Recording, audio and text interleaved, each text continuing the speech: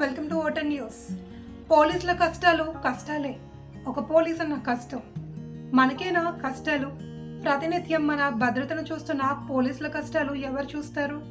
Transfer కోసం 5 సంవత్సరాలు పూర్తి చేసుకున్న ప్రతి పోలీసు అన్న ఎదురు చూస్తున్న వైనం. సిటీలో NHO వారి ముందు నుంచోబెట్టి సూచనలు చెబుతున్నారు. ఆ సమయంలో పెద్దవారికి 58 సంవత్సరాలు దాటిన వారికి కనీసం కూర్చోమని కూడా చెప్పడం లేదు. బయట వారు వస్తే కూర్చోబెట్టి మాట్లాడండి అంటున్నారు.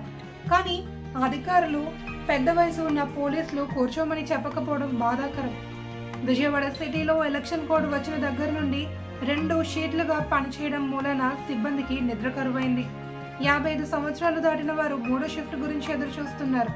సిటీలో తిరిగే రక్షణ వాహనానికి ఆయిల్ చాలక ప్రతి నెల 20వ తేదీ తర్వాత చాలా ఇబ్బందులు పడుతున్నారు.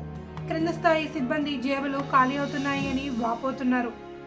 సిటీలో భవానీపురం, కృష్ణలంక, ఇబ్రహీంపట్నం ఏరియాలో నీటిలో పడిపోయిన శవాలకు గుర్తింపు లేని శవాలను తీసుకువెళ్ళడానికి దాదాపు 3,000 పైన ఖర్చు అవుతుంది.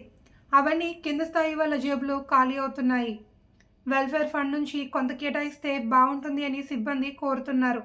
స్టేషన్ జీప్లో ఉన్న వైర్లెస్ సెట్లు, మాన్లు, ఫ్యాక్లు పాతవి అవడం వల్ల సరిగ్గా పనిచేయక సిబ్బంది చాలా ఇబ్బంది పడుతున్నారు.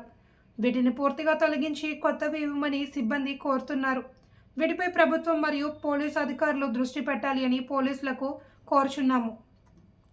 Vote on news special.